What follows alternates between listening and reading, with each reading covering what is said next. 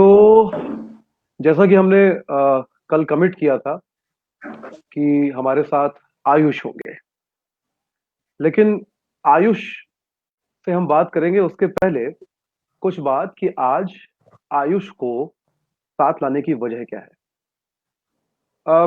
मैं नौजवान था और बहुत सारी मेरे दिमाग में गलतफहमियां थी गांधी को लेकर, और बहुत कुछ बदला नहीं है, हालांकि अभी भी हम आसपास वही देख रहे हैं, शायद बढ़ता जा रहा है। और अचानक एक रोज मैंने कहीं गांधी की एक कोट पढ़ी, जिसमें गांधी कहते हैं कि कोई भी आजादी पूरी आजादी नहीं है अगर उसमें गलतियां करने की आजादी ना हो। एक नौजवान के तौर पे ये मेरे लिए बड़ी कमाल की बात थी, क्योंकि हम लोग जिस परिवेश में, जिस माहौल में, जिन परिवारों में पल बढ़ रहे थे, वहां पे दरअसल हमारे सारे बुजुर्गों को, मुझे ये लगा कि गांधी से सीखने की बहुत जरूरत है, क्योंकि गांधी सबको गलतियां करने की आजादी देना चाह रहे थे। वहां से गांधी के साथ मेरा परिचय शुरू हुआ पहली बार, और फिर मैंने लगातार गांधी को पढ़ना चालू किया। गांधी को पढ़ते पढ़ते मैं तमाम किताबों तक पहुंचा, और फिर एक रोज मेरे हाथ हिंद स्वराज लगी, जिसकी बात हम आयुष से भी करेंगे बाद में। और फिर मैंने रियलाइज किया, एक मार्क्सिस्ट के तौर पे, एक मार्क्सवादी छात्र आंदोलन में शामिल एक नौजवान के तौर पे, कि गांधी हिंद स्वराज में जो बातें कह रहे हैं वो समाजवाद के भी बहुत करीब है। और उसके बाद हम जो है, मैं धीरे धीरे गांधी को पढ़ता गया, बाकी और चीजें लगातार पढ़ रहा था और जोड़ के देखने लगा। उसके बाद अंबेडकर और गांधी की चिट्ठियां मैंने पढ़ी, जो आपस में उनका पत्र संवाद था। और फिर जो है, मैं गांधी का मुरीद होता चला गया। आज गांधी जयंती है। मुझे निजी तौर पे ये लगता है कि हम जिस दौर में हैं इस वक्त, हमको गांधी की बहुत ज्यादा जरूरत है। फिलहाल आयुष का स्वागत करेंगे। आयुष, स्वागत है आपका। और आप हमारे साथ हैं आज। और अ, बहुत सारे लोगों ने, हमारे साथियों ने, आपकी वो जो स्पीच थी गांधी के ऊपर, वो सुनी, खूब सारा वायरल हुआ, वीडियो सबने देखा, बहुत सारे लोग आपके पास आए होंगे, बहुत सारे लोग जान गए होंगे। पहले तो ये बताइए कि वो स्पीच जो है, वो क्या मौका था जिस वजह से वो स्पीच जो है, जिस उस दिन आपको देनी पड़ी।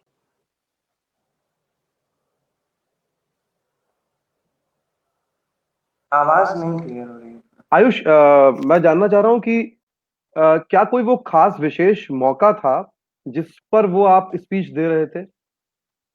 जी, हमारे विद्यालय में रोज मॉर्निंग असेंबली में कोई जी। ना कोई बच्चा स्पीच देता है। अच्छा। तो तो 9 सितंबर 2019 को मुझे स्पीच देनी थी और टॉपिक दूसरा था मेरा। सबसे पहले मुझे टॉपिक दिया गया था काका हारसी नाम के एक हास्य कवि हैं, उनके ऊपर बोलने के लिए। अच्छा। लेकिन फिर क्योंकि सीबीएसई से सर्कुलर ऐसा आया हुआ है कि क्योंकि गांधी जी की 150वीं जयंती है तो कुछ जी। करवाया जाए। उसी उपलक्ष्य में मुझसे मैडम ने बोला कि अगर गांधी जी पे तुम कुछ बोल सकते हो तो बोलो। तो मैंने 1 डेढ़ घंटे में ही, क्योंकि मैं स्कूल थोड़ा जल्दी ही चला जाता था, जी। तो 1 घंटे पहले स्कूल पहुंचा और उसी में थोड़ा जितनी चीजें पढ़ी थी गांधी जी के बारे में सबको समराइज करके एक स्पीच का रूप दिया, वहां प्रस्तुत तो किया। ये ख्याल, उसमें आपने कुछ बड़ी दिलचस्प बातें कही आयुष। देखिए क्या है कि हम सब लोग कभी बच्चे थे, और आपके बारे में जो एक सबसे महत्वपूर्ण बात जो बार बार लगातार कही गई आपके उस स्पीच को सुनने के बाद, वो ये थी कि एक 11वीं में पढ़ने वाला लड़का, और आपकी उम्र मेरे ख्याल से 13-14 साल के आसपास होगी। कितनी उम्र?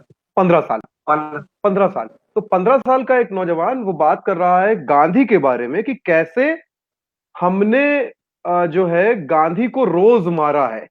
ये जो समझ है, अब यहाँ पे एक सबसे जो सवाल मेरे दिमाग में लगातार चल रहा है इतने दिन से, ये समझ कहां से आती है? गांधी से पहला परिचय कहां से होता है, और ये समझ आपको कहां से मिलती है, इस बारे में हमको बताइए। जी, क्योंकि शुरू से ही परिवार में भी ऐसे साहित्य और राजनीतिक चर्चाओं का माहौल रहा है। जी। तो कक्षा छठवीं सातवीं में था तभी मैंने गांधी जी की आत्मकथा पढ़ी थी जी। और कक्षा 8वीं पढ़ते पढ़ते उसे खत्म कर दिया था। तो उसी के बाद फिर मुझे गांधी जी में दिलचस्पी हुई, उनके विचारों में, और उसी के बाद गांधी जी की तमाम किताबों को पढ़ा। तो आप गांधी को, आपका गांधी से जो इंट्रोडक्शन है, तो मतलब परिवार में किसने कराया? पिता ने कराया, किसी रिश्तेदार ने कराया? पिताजी पिताजी ने। ने। तो आपके पिता जो है वो गांधी को पढ़ते हैं, फॉलो भी करते हैं? जी। तो पहली बार जब आपके हाथ में या आपसे गांधी को पढ़ने को जब कहा गया तो क्या लगा था आपको? मतलब आप छठी में अगर थे, क्लास 6 में थे उस समय, तो आपको क्या लगा कि क्यों कहा जा रहा है? कुछ ऐसा लगा था, बोरिंग लगे शुरुआत में, बोरिंग लगे थोड़ा? बोरिंग तो नहीं, किताब बड़ी मोटी थी तो शुरू में लगा कि पढ़ पाऊंगा, लेकिन हाँ। फिर उसके बाद जब पढ़ते गया तो अच्छा लगता गया कि हाँ, गांधी जिसे हम राष्ट्रपिता कहते हैं वो भी एक मतलब ऐसे जुड़ाव उनसे बनता गया कि हमारी भाषा में वो चीजों को बता रहे हैं। ऐसा नहीं है कि बहुत बड़ी बड़ी कुछ फिलॉसफी है उनकी, तो एकदम सरल भाषा में उनकी जो है कि आत्मकथा है। तो पढ़ता गया और फिर अच्छी लगी, उसके बाद कई किताबें पढ़ा। तो आपको जो है गांधी की जो पहले, सबसे पहले आपने आत्मकथा पढ़ी गांधी की। जी। गांधी की आत्मकथा से सबसे दिलचस्प हिस्सा आपको कौन सा लगता है? दिलचस्प किस्सा मुझे ये लगता है कि गांधी जी ने कोई भी चीज जो वो दूसरे को पहले बोलते थे, सजेस्ट करते थे, उसको खुद पर प्रयोग करते थे, चाहे वो अल्कोहल ही क्यों ना हो। तो उसे उन्होंने पहले इस्तेमाल किया। उन्होंने खुद भी लिखा है कि मैंने अल्कोहल का इस्तेमाल किया, लेकिन जब मुझे लगा कि मैं विदेश आया हूँ, मेरे परिवार ने मुझे इसलिए नहीं भेजा है कि मैं अल्कोहल का इस्तेमाल करूँ, तो फिर उन्होंने उसका त्याग किया। तो यही चीज है कि गांधी ने हर चीज पे एक्सपेरिमेंट किया है। तो आपको क्या और भी कोई चीज लगी, जैसे गांधी के बचपन के कुछ, क्योंकि गांधी की आत्मकथा जो है वो 1922 तक जो उनका जीवन है, सिर्फ हाँ। उतनी बात है। तो कुछ कोई उनके बचपन की ऐसी चीज आपको लगी जिसने आपको उस वक्त जो है इंस्पायर किया हो, या इमोशनल कर दिया हो? कई बार हम कुछ चीजों से बहुत भावुक हो जाते हैं, इसलिए जुड़ जाते हैं। तो ऐसी कोई चीज थी? इमोशनल। हाँ, एक एक जगह मैंने पढ़ा था, वो तो पहले ही पढ़ा है कि उसी किताब में है कि गांधी जी ने एक बार चोरी की थी। तो उनके पिताजी को वो बात पता चली, तो उन्होंने उनसे बात नहीं की थी कुछ दिन तक। तो वो बहुत इमोशनल लगा कि मतलब कुछ उन्होंने बोला नहीं उनसे, लेकिन उनसे बात करना ही छोड़ दिया। ये वो हिस्सा है मेरे ख्याल से जिसमें उनको बीड़ी पीने की लत लग जाती है और वो हाँ। कुछ पैसे चुरा लेते हैं। सोना जो है वो उनके कड़े में से थोड़ा सा तोड़ के चुरा के बेच देते हैं। हाँ। अच्छा, तो ये बताइए, अभी जैसे आप एक नौजवान के तौर पे, एक छात्र के तौर पे, आपको लगता है कि अ, हम गांधी का जो सपना था भारत का, उसके साथ न्याय कर पाए? और यहाँ पे बहुत ईमानदार बात, मेरा सवाल ये है कि हम आपके, क्योंकि आप केवल 15 साल के हैं, तो आपसे तकरीबन 2 पीढ़ी बड़ा मैं हूं, 1.5 पीढ़ी बड़ा, और तमाम लोग और होंगे जो आपसे 2 पीढ़ी बड़े होंगे, 1 पीढ़ी बड़े होंगे। 1 पीढ़ी मतलब 10 साल अगर आप मान लें। तो आपको क्या लगता है कि हम लोगों ने न्याय किया है गांधी के सपने के साथ? मुझे कहीं कहीं तो लगता है कि हमने अन्याय किया है, क्योंकि हमने गांधी के देश में ही हमने गांधी के जन्म के 150 सालों बाद आखिर उन्हें क्या दिया? एक ऐसा देश जिसमें भाई भाई की हत्या कर रहा है, एक ऐसा देश जो अपने ही बापू के चरखे को मशीनों से काट रहा है, और अपने ही बापू के बारे में जो धारणा बना रहे हैं वो हम कुछ आधुनिक बाहुबलियों के आधार पर बना रहे हैं, फेसबुक और व्हाट्सएप। तो ये चीजें हम अन्याय कर रहे हैं गांधी के विचार के साथ और गांधी के साथ। तो आपने बहुत बहुत दिलचस्प बात छेड़ी, गांधी के चरखे को हम मशीनों से काट रहे हैं। ये हिंद स्वराज से आता है। हाँ। तो हिंद जी। स्वराज में और कौन सी बातें हैं जो आपको, मेरे पीछे हिंद स्वराज ही रखी हुई है अभी, कौन सी और हाँ। बातें हैं हिंद स्वराज की जो आपको अच्छी लगती हैं? ये बड़ी दिलचस्प बात है, क्योंकि आपकी उम्र में ज्यादातर लड़के लड़कियां जो हैं वो उन्हीं मशीनों के साथ काम करने और नौकरी करने के सपने देख रहे होते हैं, इंजीनियर बनने के बारे में सोच रहे होते हैं, या एमबीए करने के बारे में सोच रहे होते हैं। हिंद स्वराज से आपको, आपने क्या समझा, क्या सीखा, और आपको क्या लगता है कि दुनिया का जो फ्यूचर है उसमें हिंद स्वराज जैसी किसी किताब का क्या कंट्रीब्यूशन हो सकता जी, हिंद स्वराज में मुझे कई चीजें अच्छी लगी हैं। जैसे गांधी जी से एक बार पूछा गया था कि आप यंत्रों के खिलाफ क्यों हैं? है? तो गांधी ने कहा कि मैं यंत्रों के खिलाफ कैसे हो सकता हूँ, जबकि मैं जानता हूँ कि मेरा शरीर खुद ही एक यंत्र है। जिस चीज से मैं अपनी जीभ और दांत को साफ करता हूँ वो भी एक यंत्र है। तो मैं यंत्रों के खिलाफ नहीं हूँ, लेकिन यंत्रों के पीछे जो पागलपन हो रहा है उसके खिलाफ हूँ। और उन्होंने ऐसे ही कई चीजें बताई हैं, और उन्होंने अपनी स्वराज्य की परिकल्पना में किसी को भी बख्शा नहीं है। उन्होंने डॉक्टरों से भी कहा है कि अगर आज के डॉक्टर इंसानों की चमड़ी चौंथने के बजाय उनकी आत्मा को छुएं तो शायद मरीज अच्छे से तंदुरुस्त हो सकेगा। तो हिंद स्वराज जहां से शुरू होती है वो किताब, उसमें गांधी एक एक उदाहरण देते हैं गांधी, जहां पे वो ये समझाते हैं कि आ, हम जो है वो दरअसल जैसे जो जहां पे वो कॉटन मिल का एग्जांपल देते हैं कि सिलाई मशीन भी एक आविष्कार थी और मशीन है, लेकिन कॉटन मिल जो है वहां पे जो मशीनें लगती हैं वो हजारों लोगों का रोजगार छीन लेती हैं, जबकि सिलाई मशीन जो है रोजगार देती है। एक नौजवान के तौर पे आप आगे जाके क्या करना चाहेंगे? यानी कि देखिए, करियर का सबका एक सपना होता है, तो जी। आप किस तरह का करियर का सपना अपने लिए देखते हैं? क्योंकि आपने हिंद स्वराज भी पढ़ी है, तो जाहिर सी बात है एक दुविधा मन में होती होगी ना कि मैं क्या करूंगा, क्या करना है, कैसा जीवन होगा। आगे चल के तो मेरा शुरू से ही यही कामना रही है कि मैं सिविल सर्विसेज में जाना चाहता हूँ। तो लेकिन आप जिस तरह की बातें आप सोचते और कहते हैं, जी। अ, आपको लगता है कि हम जिस तरह के समाज में जी रहे हैं वहां आपके लिए आसान होगा एक सिविल सर्वेंट के तौर पे काम करना? नहीं, क्योंकि आज मैं देख रहा हूँ कि कई सिविल सर्वेंट्स अपनी नौकरियां छोड़ दे रहे हैं। जी। तो ऐसे कई दबाव रहते हैं, ये बात माननी पड़ेगी कि अगर कोई भी सरकारी नौकरी में जाएगा तो दबाव जरूर बनेगा, लेकिन अगर आप सरकारी नौकरी में होते हुए भी, मुझे ऐसा लगता है एक बाल मन के रूप में, हम्म। कि अगर आप उस समय भी गांधी के विचारों को फैलाएंगे तो कोई भी पार्टी सत्ता में हो वो शायद गांधी के खिलाफ तो कुछ न करे, ऐसा मेरा मानना है। तो गांधी। आप सरकारी नौकरी में होते हुए भी गांधी को फैला सकते हैं, अच्छा, ऐसा नहीं है। सांप्रदायिकता को लेकर आप क्या सोचते हैं? मतलब अगर मैं आपसे पूछूं कि ये दो शब्द सांप्रदायिकता और धर्मनिरपेक्षता, आप इससे समझते क्या हैं, तो आप बता सकते हैं मुझे। समझता मैं यही हूँ कि सांप्रदायिकता वो चीज है कि एक देश में किसी एक धर्म विशेष का को जब मानने लगाया जाए और उसी की जो है कि मेजोरिटी बना दी जाए, उसी के आधार पर लोगों को जो माइनॉरिटीज हैं, अल्पसंख्यक हैं, उनको दबाया जाए, तो एक सांप्रदायिक हमला होगा, सांप्रदायिकता होगी। और धर्मनिरपेक्षता की सभी धर्मों को साथ लेकर चलाया जाए देश में, चाहे अल्पसंख्यक हो बहुसंख्यक हो, सबको साथ में लेकर चलने की जो कवायद है उसे ही तो मुझे लगता है कि सेक्युलरिज्म कहते हैं। क्या अभी का जो समाज है, आप उसे कैसे देखते हैं? अ, कई मायनों में तो लगता है कि कुछ हम सांप्रदायिक हो रहे हैं, और इसकी नींव अभी ही नहीं पहले से रखी जा चुकी है, लेकिन अब ये चीज अतिरेक पे पहुंच रही है।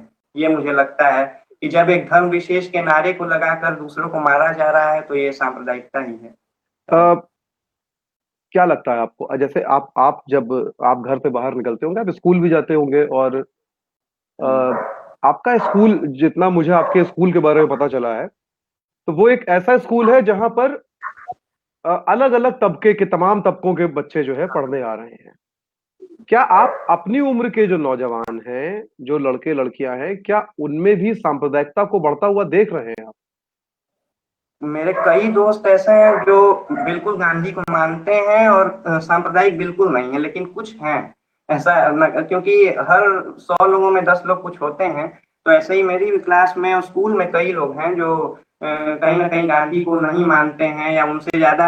अब आज क्या हो गया है कि लाल बहादुर शास्त्री को लोग इसलिए 2 अक्टूबर को मान रहे हैं ताकि उनको एक हथियार बना के गांधी को उन पर कुछ दोषारोपण किया जा सके। तो ये मतलब कुल चीज मिला देखने के को मिलती लाल है। बहादुर शास्त्री को इतना बड़ा कर दिया जाए कि गांधी थोड़ा सा हाँ, उसके पीछे छिप, आप ये कहना चाह हाँ, रहे हैं अब? हाँ, और जबकि ये लोग भूल जाते हैं कि लाल बहादुर शास्त्री खुद ही गांधी के शिष्य थे।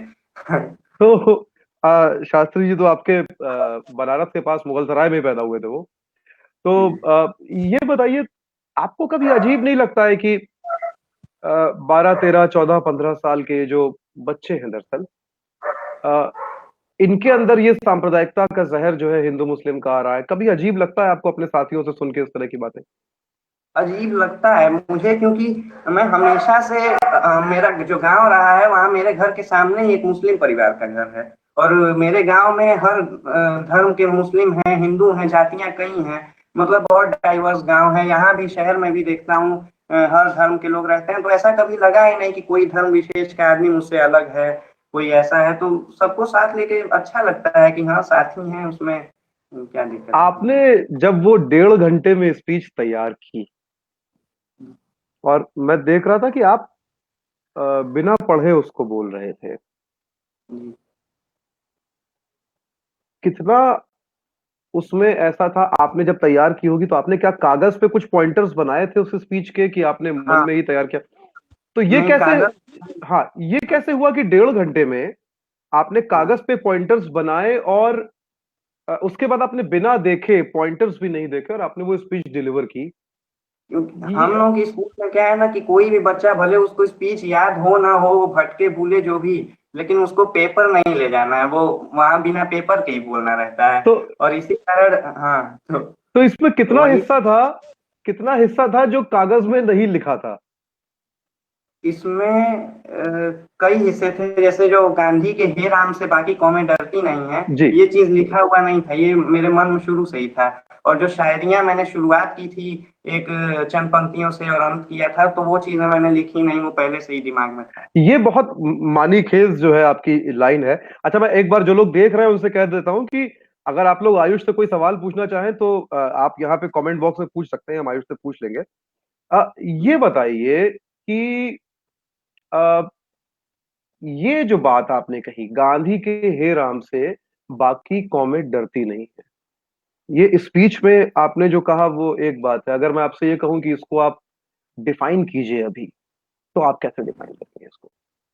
आज क्या है कि उन्हीं राम के नाम को लेकर के जैसे कई भीड़ हत्याएं हम देखने में आ रही हैं, तो वही चीज, इसी राम का नाम गांधी भी लेते थे, लेकिन उससे किसी को डर नहीं लगता था, क्योंकि गांधी के का जो हिंदुइज्म था उसमें सेक्युलरिज्म की भी एक एसेंस थी। लेकिन आज का जो हिंदुइज्म है उसमें मुझे जो है कि कम्युनलिज्म का कुछ एसेंस दिखता आप है। आप हिंदुइज्म जो कह रहे हैं, तो ये हिंदुइज्म और हिंदुत्व के बीच का अंतर है, क्या कहते हैं आप? हाँ, ये हाँ, ये कह सकते हैं। हिंदुत्व जो है एक राजनीतिक विचारधारा है, और राजनीतिक हिंदुइज्म विचार। जो है एक धार्मिक विचार है ना? तो मुझे पता नहीं आप धर्म और ईश्वर को मानते हैं कि नहीं, निजी तौर पे मैं चूंकि नहीं मानता। आप ईश्वर में यकीन करते हैं, धर्म में और ईश्वर में? हाँ, करते करता हैं। हूँ, कुछ हद तक आप करता तो आप कैसे देखते हैं धर्म को और ईश्वर को? आपने गांधी की बात कही, गांधी के राम से डर नहीं लगता था किसी को। आपसे अगर मैं कहूं कि अभी के माहौल में, और हमको अगर एक मैसेज कोई कम्युनिकेट करना है, आपसे कोई कहे कि तुम, जैसे मान लीजिए आप बाहर निकले और आपकी स्पीच किसी ने सुनी, और जिस तरह का माहौल है, कोई आपसे कहे कि तुम क्या अपने धर्म में यकीन नहीं रखते, आप उससे क्या कहेंगे पलट के? मैं ये कहूंगा कि मैं धर्म में यकीन रखता हूँ, लेकिन मेरा धर्म या कोई भी धर्म ये नहीं सिखाता है कि मैं दूसरे धर्म की रक्षा ना करूं। और मुझे जरूरत पड़ेगी तो मैं जनेऊ भी पहनूंगा, लेकिन उस जनेऊ के चलते किसी की टोपी ना उतरे, ये चाहूंगा। बहुत बढ़िया, बहुत बढ़िया। तो अच्छा, ये बताइए कि जैसे अभी जो माहौल बिगड़ा है, तो इसको हम तकरीबन तकरीबन नापें तो टोटल लगभग 2014 के लोकसभा चुनाव के 6 महीने पहले, और उसके बाद अभी 4-5 महीने हो गए, तो लगभग 6 साल इसमें कुछ ज्यादा ही चीजें, आपने कहा ना कि अति हो गई है, बिल्कुल कुछ ज्यादा ही हाँ, हो हो गया है। गया है। तो जब ये सब शुरू हुआ, तब मेरे ख्याल से आप क्लास 6 या 7 में रहे होंगे। हाँ, 7, हाँ, 6 में, 2014, 6। 2014 को अगर हम माने, आप समझ पा रहे थे उस वक्त भी? क्या आप ये चीज समझ पाते थे? आपको ये समझ में आता था उस समय कि ऐसा हो रहा है?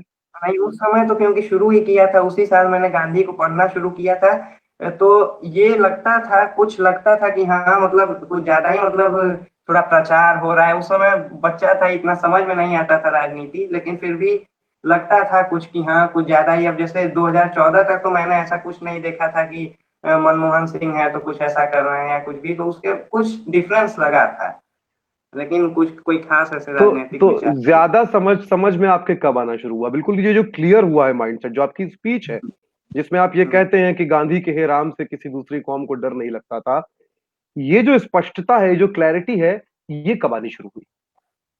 आनी शुरू हुई जब मैं क्लास 9th में था और मेरे हाथ में फोन आया। उसी फोन पे मैंने यूट्यूब पे कई वीडियोस देखे, कई विचारकों के वीडियोस देखे, पत्रकारों के वीडियोस देखे, और फिर कंपैरिजन किया, तो लगा कि चीजें बहुत बदली जा सकती हैं। और वहीं से गांधी के विषय में मैंने फोन से ही सीखा। तो यही मैं कहता हूँ कि हमें इंटरनेट और किताबों में सामंजस्य बिठा के चलना होगा। अगर आप इंटरनेट से चाहें तो अच्छी चीजें सीख सकते हैं। अच्छा, तो वहीं से मैंने ज्यादातर विचार मैंने वहीं से सीखे हैं। ये अच्छा है, आपने एक नई कहावत दे दी। एक कहावत थी पुरानी कि धर्म और विज्ञान में सामंजस्य होना चाहिए, जो कि हाँ। आज तक हो नहीं पाया। खैर, खैर, आपने इंटरनेट और किताबों में सामंजस्य की बात की। हमारे एक साथी है फेसबुक पे, उन्होंने एक सवाल किया है कि गोडसे के इस कथित दौर में गांधी की बात करना आपके लिए कितना मुश्किल है या फिर बहुत आसान है, क्या है? ये शरीकुल हुडा है हमारे दोस्त, फेसबुक पे है, उन्होंने ये सवाल पूछा है। मुझे तो लगता है कि बहुत आसान है, क्योंकि गोडसे गोडसे का कोई दौर नहीं होता है, सबसे पहली चीज तो, क्योंकि ये देश गांधी का है और अपने ही देश में गांधी के लिए बोलने के लिए कोई मुश्किल मुझे तो नहीं है। तो इसीलिए मैं गांधी के बारे में बोल रहा हूँ। और जी, यही बात है। जी जी। आप बात पूरी कीजिए अपनी। यही है कि मतलब गोडसे का कोई दौर नहीं है, सबसे बड़ी चीज तो। मैंने भले उस शायरी में बोल दिया है कि गोडसे के दौर में भी गांधी के साथ हूँ, लेकिन गोडसे का दौर मुझे ऐसा नहीं लगता कि कभी इस देश में हो सकेगा, क्योंकि यहाँ कई धर्म के लोग रहते हैं और सभी सामंजस्य बिठा के चलना चाहते हैं। तो ऐसे इसमें मैं गांधी को ज्यादा साथ लेकर चलना चाहूंगा, और गांधी के बारे में बोलने में मुझे बहुत आसानी लगती है कि बोला जा सकता है और हर कोई बोल सकता है। मैं अगर आपसे ये पूछूं कि आपकी जो स्पीच थी, जी उसके बाद आप चूंकि फेसबुक पे एक्टिव हैं अब और ट्विटर पे भी हैं आप, जी। है ना? तो सबसे इंटरेस्टिंग बात तो ये है कि ट्विटर पे आपकी एक, आपके आने से पहले ही एक फेक आईडी हाँ हाँ। बन चुकी थी, है ना? क्या फेसबुक या ट्विटर पे कहीं आपको किसी तरह के ट्रोल्स या धमकी का सामना करना पड़ा है इस स्पीच के बाद, या किसी तरह की असभ्य भाषा का? हाँ, ट्विटर पे तो बिल्कुल नहीं। फेसबुक पे जैसे कुछ 100 कमेंट्स अच्छी आ रही हैं, तो उसी में कुछ चार पांच अब डायरेक्ट गांधी को ना, जो है कि उन पर प्रहार ना करके मुझे बोला जा रहा है कि रट के बोल रहे हो, ये करके बोल रहे हो, तो वो चीजें थोड़ी सुनने में आई हैं। अ, आपको कभी लगता है, देखिए क्योंकि गांधी होते नो डाउट तो इन लोगों को माफ कर देते, ठीक है। लेकिन आप सोशल मीडिया पे जब आप हैं चूंकि, तो आप देखते होंगे कि चारों तरफ एक भयावह माहौल है, बिल्कुल गाली गलौज, किसी को भी किसी भी तरह की भाषा, आपकी नजर इस पे जाती होगी। जी क्या आप अपने आसपास समाज में भी ऐसा ही माहौल देख रहे हैं, बहुत उग्र और अराजक की, अ, अगर किसी एक विशेष विचार थे जो इस समय सत्ता में भी है, उससे कोई सहमत नहीं है, तो क्या व्यक्तिगत तौर पे भी आप ऐसा माहौल देखते हैं अपने आसपास? एक बच्चे के तौर पे आप, आपको क्या लगता है एक बच्चे के तौर पे उन बड़ों के बारे में आप क्या महसूस करते हैं उस समय? नहीं, आसपास कई लोग हैं जो गांधी को मानते भी हैं, और कई लोग हैं जो नहीं भी मानते हैं, लेकिन ऐसा कोई अराजक माहौल अभी तक मेरे आसपास तो मैंने नहीं देखा है। लेकिन लेकिन लिंचिंग वगैरह की खबर जब आप सुनते होंगे कि जी किसी को लिंचिंग्स की खबर जब आपको हाँ मिलती होंगी, तो आप जब सुनते होंगे कि किसी व्यक्ति को इसलिए मार दिया गया क्योंकि कथित तौर पे वो गाय का मांस जो है लेके जा रहा था, या जय श्री राम ना बोलने पे किसी को मार दिया गया, उस समय क्या आता है मन में आपके? क्योंकि ये लोग उम्र में आपसे 2 गुने लोग हैं, कम से कम 3 गुने लोग हैं, एडल्ट हैं, जिनको हम कहते हैं एडल्ट्स। और आप तो एडल्ट है भी नहीं, आप तो जुवेनाइल हैं। तो क्या लगता है देख के इनको उस समय आपको? मुझे यही लगता है कि धर्म के नाम पे ब्रेन वॉश कर दिया गया है कुछ, और लोग अनदेखा। अभी अभी उन लोगों से अगर वो व्यक्तिगत तौर पे बात करेंगे, तो उन्हें शायद लगे कि हमारे ही जैसे हैं, लेकिन बिना बात किए, बिना कुछ पूछे सीधे मार देना, ये तो बड़ा बेकार लगता है, बुरा लगता है कि एकदम हिप्नोटाइज कर दिया गया है, ब्रेन वॉश हो गए हैं हम लोग। अब स्कूल में टीचर्स जो है आपके, वो कभी गांधी के बारे में बात करते हैं? हाँ, कई टीचर्स हैं, और चूंकि मेरा सब्जेक्ट भी ह्यूमैनिटीज है, तो उसमें पॉलिटिकल साइंस में तो गांधी की बातें होती ही रहती हैं। तो कई टीचर्स हैं जो बातें करते रहते हैं, ऐसा है। अच्छा, जैसे मैं निजी तौर पे मैं अक्सर कहता हूँ कि इस देश का रास्ता जो है आगे का, मतलब जो रास्ता है वो गांधी, भगत सिंह, अंबेडकर, इन तीनों के साथ ही निकलेगा। जी इनमें से किसी भी एक को अगर हम हटा देंगे तो नहीं निकलेगा। जी जी आपको क्या लगता है, क्योंकि बहुत सारी राजनीतिक विचारधाराएं हैं आसपास और इसमें तो कोई शक नहीं है कि आप किसी भी तरह के दक्षिण पंथ के साथ नहीं खड़े हैं, ठीक है, जिसको हम राइट विंग कहते हैं। तो आपको क्या लगता है, आप अपने आप को किस विचार के ज्यादा करीब पाते हैं? एक, आपको क्या लगता है कि कौन सा क्या कोई विचार अकेला आगे लेके जा सकता है, या अलग अलग तरह के राजनीतिक विचार, या पॉलिटिकल साइंस आपने कहा आप पढ़ रहे हैं, या फिर अलग अलग तरह के राजनीतिक विचारों का एक कॉम्बिनेशन हो सकता है जो आगे लेकर जाएगा? कॉम्बिनेशन जरूर हो सकता है, और मेरी विचारधारा भी मैं सेंटर लेफ्टिस्ट में थोड़ा सेंटर लेफ्टिस्ट विचारधारा है। और क्योंकि मैंने सुना भी है कि जो भी राजनीति दिल से करता है उसको हमेशा लेफ्टिस्ट होना चाहिए, क्योंकि दिल लेफ्ट में होता है। तो वो चीज थोड़ी सी है कि हम्म। थोड़ा सेंट्रिस्ट और लेफ्ट लीनिंग हल्का सा आइडियोलॉजी है। लेकिन हाँ, ये जरूर है कि हम कई राजनेताओं, कई फ्रीडम फाइटर्स की आइडियोलॉजी को और कई आइडियोलॉजीज का एक मिक्सचर बना के आगे जरूर चल सकते हैं। ये बहुत इंटरेस्टिंग बात आपने अभी की। और मेरे लिए हैरानी की बात है कि आप इस उम्र में जो है इतना क्लियर है अपनी पॉलिटिक्स को लेके। मैंने 15 साल के किसी नौजवान के मुंह से कभी ये नहीं सुना कि मेरी आइडियोलॉजी जो है सेंट्रिस्ट लेफ्टिस्ट है, लेफ्ट टू द सेंटर है। ये ये जो है ये आप लगातार पढ़ रहे हैं, और किसको पढ़ रहे हैं पॉलिटिकल आइडियोलॉजीज के तौर पे, जो आपने अभी बात छेड़ी, सेंटर टू द लेफ्ट और लेफ्ट टू द सेंटर। तो आप क्या लेफ्ट के जो विचारक हैं, राजनीतिक विचारक हैं, उनको भी पढ़ रहे हैं? जी, मैं पढ़ता हूँ। जैसे मैंने कई लेफ्ट में तो सबसे पहले तो नाम आता है, अगर फ्रीडम फाइटर्स के हिसाब से देखा जाए तो भगत सिंह को मैं पढ़ता हूँ। लेकिन और भगत सिंह को तो लेकिन भगत सिंह को तो वो जो भगवा पगड़ी पहना के जो है वो अ, वो हाँ, वो गांधी पर प्रहार करने के लिए वो हर फ्रीडम फाइटर को भगवा पहना सकते हैं। तो ये है, लेकिन हाँ, तो आप भगत सिंह के बारे में बता रहे थे। हाँ। हाँ, भगत सिंह को पढ़ता आया हूँ। और इस समय के राजनेताओं में जैसे मनोज झा हैं, वो हैं तो राष्ट्रीय जनता दल के नेता है, हाँ। जो राज्यसभा में हाँ। एमपी हाँ। भी हैं, लेकिन उनकी आइडियोलॉजी लेफ्टिस्ट है। उनकी कई स्पीचेस सुनता हूँ तो वो अच्छी लगती हैं। और ऐसे ही कई राजनेताओं की, नेहरू जी हैं, राजेंद्र प्रसाद जी हैं, गांधी जी हैं, ऐसे ही कई नेताओं की किताबें पढ़ता हूँ। अच्छा, तो एक भयानक अफवाह फैलाई जाती है तमाम तरह की कि जैसे गांधी जो है उनकी वजह से बंटवारा हो गया। इस पे कुछ कहना चाहेंगे आप? हाँ, मुझे तो नहीं लगता है कि गांधी की वजह से बंटवारा हुआ है, क्योंकि गांधी कोई भी देश लेकिन एक बार ये लगता है जरूर कि जैसे कि घर में कोई भी दादाजी होते हैं, जैसे गांधी मान लीजिए हमारे देश के दादाजी हैं, और भारत पाकिस्तान दोनों भाई हैं।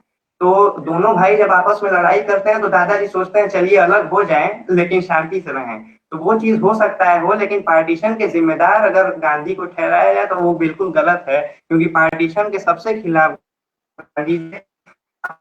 तो मैंने पढ़ा भी है कि गांधी जी ने जब उनसे नेहरू जी ने और तमाम नेताओं ने फोन किया कि दिल्ली आइए, तो वो बोले कि ये क्या बेवकूफी की बात है, तो मैं कलकत्ता में नोआखली में जाऊंगा, वहां पे देखूंगा जो हो रहा है, सांप्रदायिक दंगे हो रहे हैं, उन्हें संभालूंगा। तो वो चीजें तो लगती हैं कि गांधी कभी भी बंटवारे का कारण नहीं हो सकते हैं। अच्छा, ये बताइए कि जैसे ये थोड़ा सा मुश्किल सवाल हो सकता है। अगर ये जो हमारे आसपास बुजुर्ग टहल रहे हैं बहुत सारे, जो गांधी को नहीं समझते हैं, जो आपसे उम्र में बड़े हैं, एडल्ट्स, एडल्ट्स, एल्डर्स, अगर मैं आपसे ये कहूं कि उनको आप कैसे समझाएंगे गांधी के बारे में, आप उनसे क्या कहेंगे? अगर आपको उनको समझाना पड़े तो आप उनसे क्या कहेंगे? उससे तो पहले तो ये है कि वो मुझसे ज्यादा अनुभवी हैं, कुछ सोचे होंगे हो सकता है तभी गांधी का विरोध कर रहे हो। लेकिन ये जरूर कहूंगा कि आप उस दौर से आते हैं जब गांधी की विचारधारा फैलाई जा रही थी, और उसी दौर के हो के अगर आज आप गांधी को नहीं मान रहे हैं तो ये आप समाज के साथ और गांधी के साथ नाइंसाफी कर रहे हैं। अच्छा, मुझे ये बताइए कि गांधी के लिखे हुए, क्योंकि गांधी की आत्मकथा है, वो तो 1922 तक का मामला है। उसके बाद गांधी ने हिंद स्वराज लिखी, जहाज पे सफर करते हुए पानी के। और उसके अलावा गांधी ने संपादकीय लिखे ढेर सारे। हम्म। तो ये दो सवाल हैं। पहला ये कि गांधी के लिखे हुए में सबसे ज्यादा पसंद आपको कौन सी चीज है? वो कोई अखबार का आर्टिकल भी हो सकता है उनका, उनकी कोई चिट्ठी भी हो सकती है, किताब भी हो सकती है। दूसरा सवाल ये है कि गांधी पर जो लिखा गया है उसमें सबसे ज्यादा अच्छा आपको क्या लगा? गांधी की लिखी हुई चीजों में मुझे हिंद स्वराज की कई बातें अच्छी लगती हैं। जैसे उन्होंने उसमें ही कहा है कि तलवार चलाने वालों की मौत भी तलवार से ही होती है, और हम्म। कई चीजें। और उनके बारे में लिखी हुई जब बात आती है तो गांधी जी के मुख्य सचिव थे महादेव देसाई जी, उनके पुत्र नारायण देसाई जी की एक किताब है बापू की गोद में, वो हाँ। मैंने पढ़ी है। तो हाँ, तो गांधी जी के आश्रम का जो मतलब परिवेश था, जो वहाँ का माहौल था, उसके बारे में वो चीजें हैं कि कैसे आंदोलन, जैसे उस समय ब्रिटिश सरकार पत्रकारों को भेजती थी आश्रम में कि पता करिए कि गांधी जी इस समय क्या कर रहे हैं। तो नारायण देसाई उस समय छोटे से थे, तो एक पत्रकार आया, उनको टॉफी दिया और बहला के पूछा कि गांधी जी इस समय क्या कर रहे हैं। तो बताया कि नीम की चटनी बना के उसका प्रयोग कर रहे हैं कि कैसे लगेगा खाने में। तो गांधी जी ऐसे ही प्रयोग करते रहते थे और वही चीज। अच्छा, मैं अगर ये पूछूं कि अ, ये जो नौजवान पीढ़ी है, जो आपकी उम्र से लेकर और 20-22 साल तक की उम्र की, जो पढ़ाई कर रही है और निकलेगी फिर कुछ ढूंढते हुए, वो क्या सीख सकती है गांधी से? गांधी के पास, क्योंकि देखिए गांधी की इमेज, हम जैसे ही कहते हैं गांधी, बापू, महात्मा गांधी, तो वो एक जो इमेजरी बनती है दिमाग में, विजुअल इमेजरी, वो एक बुजुर्ग की बनती है जो धोती पहने हुए है और लाठी टेकता हुआ जा रहा है। ठीक है। नौजवानों के लिए गांधी के पास क्या है? नौजवानों के पास क्या, what can they take from Gandhi? Take away क्या है उनके पास, नौजवानों के लिए? गांधी से नौजवान सबसे पहले ये सीख सकते हैं कि युवा कैसे रहा जा सकता है, क्योंकि गांधी ने अपनी सबसे बड़ी मतलब कि अपनी बुजुर्गावस्था में भी एक युवा से भी तेज चलते थे और गजब की मतलब उनकी रफ्तार थी, पैदल भी चलते थे तो कितने बच्चों को पछाड़ देते थे। तो वो चीजें सीख सकते हैं कि हमेशा एक्टिव कैसे रहा जा सकता है। और कई चीजें हैं, जैसे उस समय भी, आज ही नहीं, उस समय भी गांधी जी को कहा जाता था कि अहिंसा से क्या होगा, डरा धमका के भी तो आजादी ली जा सकती है। तो गांधी का यही जवाब था कि डर ही पानी में चीज रहता है। तो कई चीजें हैं जो गांधी से हम सीख सकते हैं, अहिंसा सीख सकते हैं, एक चिर युवापन सीख सकते हैं गांधी से। एक्सपेरिमेंट, क्या लगता है आपको? एक्सपेरिमेंट करना, एक्सपेरिमेंट में जैसे कई हाँ, चीजें, नई नई नई चीजें ट्राई हाँ करना, एक्सपेरिमेंट करना, बिना डरे। हाँ ट्राई करना सीख क्योंकि सकते हैं। हाँ, हाँ, सुना है कि एक औरत आई अपने बच्चे को लेकर और गांधी से बोली कि मेरे बच्चे को गुड़ खाने की बहुत आदत है, क्या आप इसे छुड़ा पाएंगे? तो गांधी जी को खुद भी गुड़ खाने की आदत रहती है, तो उसे 2 हफ्ते बाद बुलाते हैं, जब उनकी खुद की आदत छूट जाती है उसके बाद वो उसे सुझाव देते हैं। तो जैसे, क्योंकि जैसे मैं देखता हूँ गांधी को, तो सिविल डिसोबीडियंस, सविनय अवज्ञा, ये पूरी तरह से एक नया कॉन्सेप्ट था। तो जो एक्सपेरिमेंटेशन है गांधी का, और कहते हैं कि गांधी जो है बहुत मतलब ह्यूमरस भी थे, हंसी मजाक भी करते थे। आपने पढ़ा है इस बारे में कुछ? हाँ ऐसा सुना है। अ, जी जी। जी आयुष, आपको आवाज मिल रही है मेरी? हाँ हाँ। हाँ। सवाल एक बार बस दोहरा हाँ, दीजिए गांधी क्योंकि के बारे आवाज में थोड़ा वो फंस रही थी। सेंस ऑफ ह्यूमर की बात की जाती है गांधी के बारे में, कि बहुत विनोद प्रिय थे, सेंस ऑफ ह्यूमर पसंद करते थे, हंसी मजाक काफी करते थे, सरल हास जो होता है एक बहुत नॉर्मल था।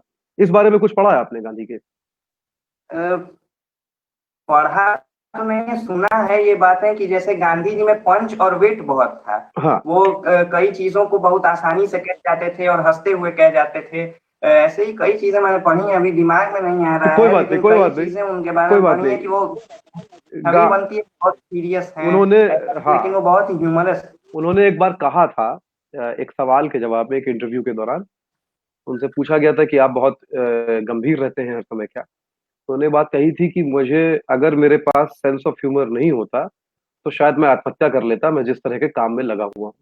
तो मैं इस पूरे मानसिक कष्ट से जो है, अच्छा, क्या लगता है आपको?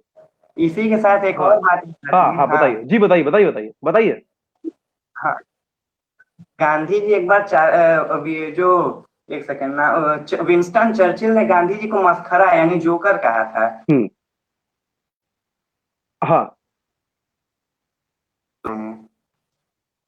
गांधी जी एक बार चार्ली चैपलिन से मिलने जाते हैं, तो उनसे पूछा जाता है कि आप यहाँ क्या करने आए हैं, तो बोलते हैं मुझसे भी बड़े मस्खरे से मिलने आया हूँ। अच्छा। हाँ, तो गांधी जो थे वो अक्सर, मुझे एक किस्सा यहाँ पे याद आ रहा है अचानक। अ, एक गांधी के आश्रम में, मैंने स्कूल की किताब में शायद पढ़ा था, बहुत पुरानी बात हो गई, 20-21 साल पहले की। तो गांधी के आश्रम में एक नौजवान आता है, और वो जो है बीमार होता है, उसको ला के रखा जाता है साबरमती आश्रम में, और बीमारी की वजह से, टाइफाइड के चलते, वो काफी नकचढ़ा चिड़चिड़ा हो गया होता है। और अचानक दोपहर में, क्योंकि वो वहां से निकल के भाग जाना चाहता है, दोपहर में वो फरमाइश कर देता है अचानक से कि उसको खाने में टोस्ट खाना है। और चिल्लाता है, गुस्सा करता है, और थोड़ी देर बाद देखता है कि गांधी जो है वो खुद जो है, आप एक प्लेट पे उसके लिए टोस्ट और दूध लेकर चले आ रहे हैं। और तब वो नौजवान हैरान होता है और पूछता है कि आपने ये खुद किया?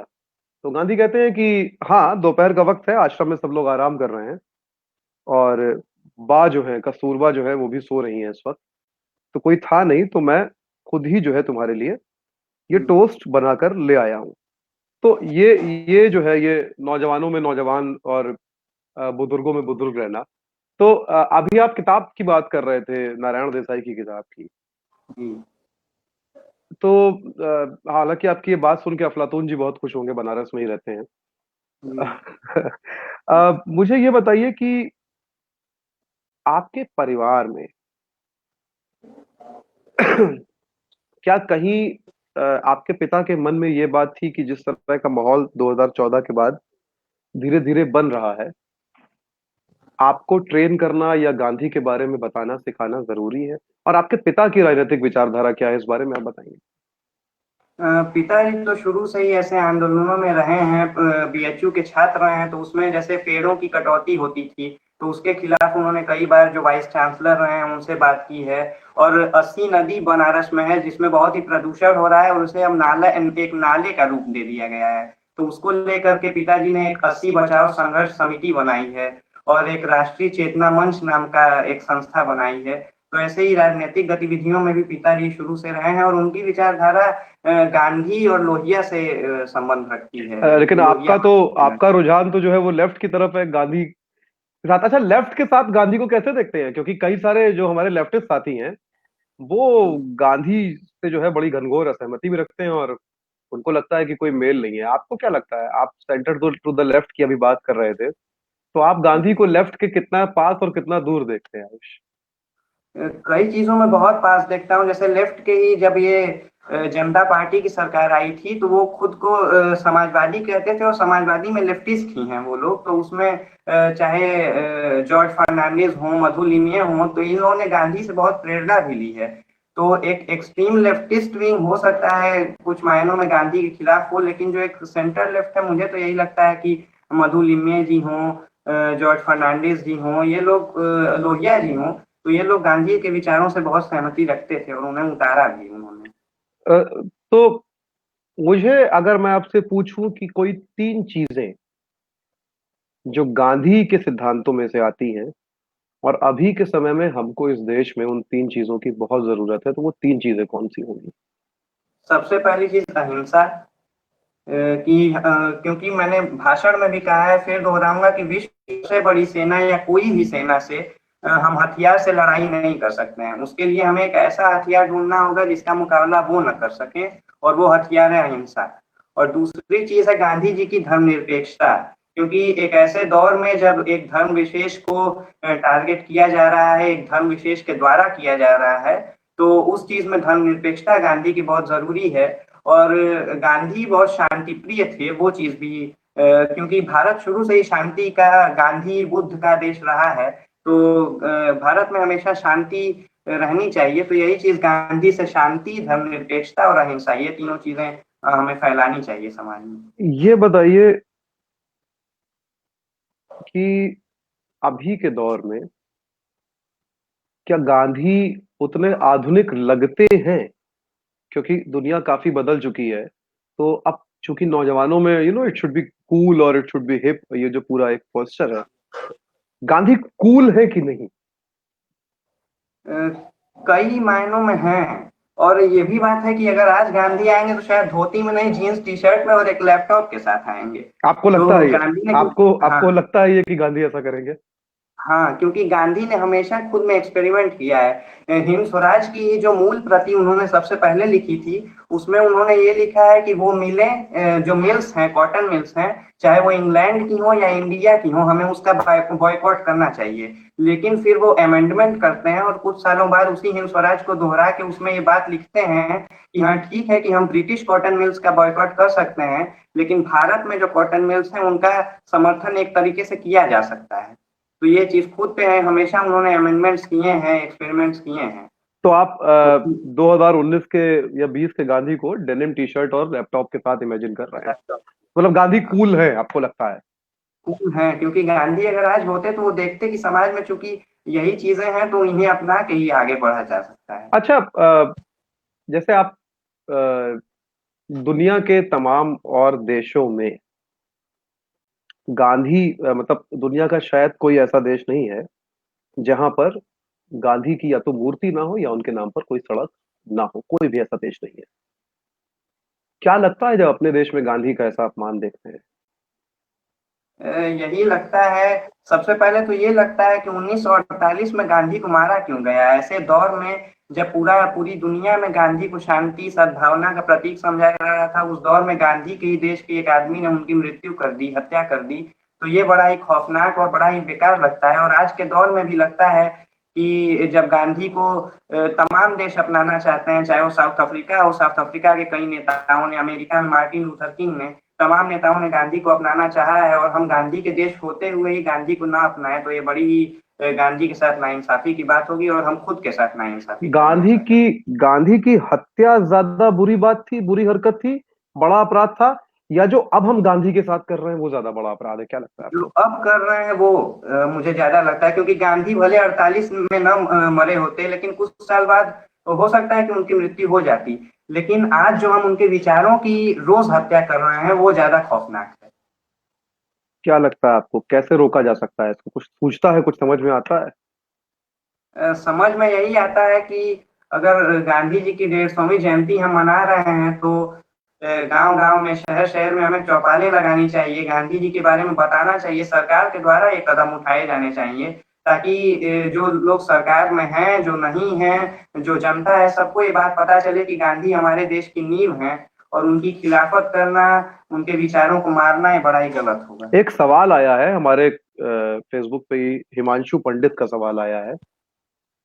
वो पूछ रहे हैं कि जब चुने हुए जनप्रतिनिधि, और वो नाम भी लिख रहे हैं जैसे कि प्रज्ञा ठाकुर हो गई, जब वो गांधी को देश का दुश्मन बताते हैं और नाथूराम गोडसे को देशभक्त, तब आपको क्या लगता है गांधी मजबूत हो रहे हैं उससे कि गांधी कमजोर हो रहे मुझे तो ये लगता है कि गांधी मजबूत हो रहे हैं। गांधी के विचारों को जितना मारा जाएगा, गांधी के विचार उतने ही फैलेंगे, क्योंकि हो सकता है कि प्रज्ञा ठाकुर के बयान से पहले कुछ लोगों का ध्यान गांधी से हट गया हो, लेकिन उनके बयान के बाद गांधी पर फिर से ध्यान आया होगा, गांधी को लोगों ने हो सकता है हैं? पढ़ने की कोशिश की होगी, तो उनके विचार, ये लोग गलती कर रहे हैं अपने लिए, मजबूत ही हो रहे हैं ये विचार। एक और यही एक कारण है कि हाँ। एक सवाल और आया है कि अभी अफ्रीकन कंट्री में, घाना में, एक हाँ। यूनिवर्सिटी से गांधी की मूर्ति को हटाया गया था, ये कहते हुए कि गांधी का एक बयान, स्पेसिफिक स्टेटमेंट, वो रेसिस्ट था। इस पर कुछ राय रखते हैं आप? कुछ लगा था आपको? हालांकि मुझे लगता नहीं कि जरूरी है कोई हर चीज पर राय रखना, पर ये नहीं, सवाल आया है। राय, ये सवाल ये आया है। ये तो ये बड़ा ही गलत लगता है कि गांधी ने जब आंदोलनों की शुरुआत की तो सबसे पहला आंदोलन उनका रेसिज्म के ही खिलाफ था। जब उन्हें ट्रेन के डिब्बे से बाहर फेंका गया तो वो एक उस समय जो रेसिज्म था उसी के कारण फेंका गया था। तो वो गांधी रेसिस्ट कैसे हो सकते हैं, ये चीज तो मुझे लगती है, शुरू शरीकुल से ही का लगी। हाँ। शरीकुल का ये सवाल था, और इस पे मैं अपनी तरफ से जोड़ना चाहता हूं जो आयुष ने कहा। शरीकुल, वो तो आपने सुना होगा। मुझे लगता है कि गांधी अगर होते तो पहली चीज तो उन्होंने एक ऐसा कोई लेख लिखा या बयान दिया तो अब तक वो खुद अपनी ओर से इस पे एक दूसरा लेख लिख के माफी मांग चुके होते, क्योंकि अपनी गलतियों को स्वीकारने और माफी मांगने और अपने आप को रिफॉर्म करने में गांधी का कोई जोड़ नहीं है। वो आदमी जीवन भर अपनी गलतियों से सीखता रहा, उनको खोल के स्वीकारता रहा हमेशा, और अपने आप को रिफॉर्म इवॉल्व करता रहा वो आदमी। दूसरी बात ये कि वो कहते कि मेरी मूर्ति लगाने की जरूरत क्या है। तो गांधी होते तो शायद वो ये कह रहे होते। आयुष, अपने साथ के जो आपके साथ के जो दोस्त यार हैं, जिनमें से कुछ के मन में ये जहर अब तक तो बो ही दिया गया होगा गांधी के खिलाफ, या धर्मनिरपेक्षता के खिलाफ, या दूसरे मजहब के, खास तौर पे बहुत सीधी बात, मुसलमानों के खिलाफ। उनसे कभी आप बात करते हैं? क्या समझाते हैं उनको? क्या बात होती है? कितनी मेहनत लगती है? आसान काम है कि मुश्किल है? मुश्किल तो बिल्कुल नहीं है, ये ज़रूर समझाता हूँ। जैसे कई बच्चे हैं जो ऐसा करते हैं, खुद खुद एक ऊँची जाति के हैं, इसलिए उसका थोड़ा दर्प है, घमंड है, वो मतलब अभी बच्चे हैं तो शुरू में थोड़ा लगता है ये चीज़ें, लेकिन बाद में हो सकता है उन्हें खुद ही ये बात समझ में आए। और मेरे विद्यालय में ऐसा है कि मेरे ही क्लास में या मेरे ही सीनियर्स में कई मुस्लिम लोग भी पढ़ते हैं, मुस्लिम भैया लोग भी पढ़ते हैं, तो उनसे बातें होती रहती हैं। और कई बच्चे हैं जो जिनके दिमाग में ये चीज़ें हैं, लेकिन बहुत ही मुझे तो लगता है कि धर्मनिरपेक्षता है कई जगह। अब जाति के सवाल पर गांधी को बहुत घेरा जाता है।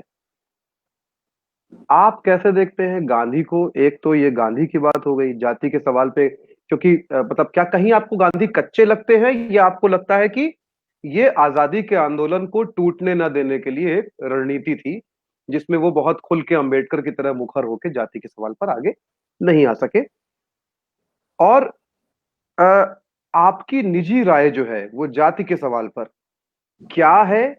यानी कि अगड़े पिछड़े दलित को लेकर, और जो है, क्या आपको लगता है कि अभी भी इस देश में जातिगत भेदभाव है?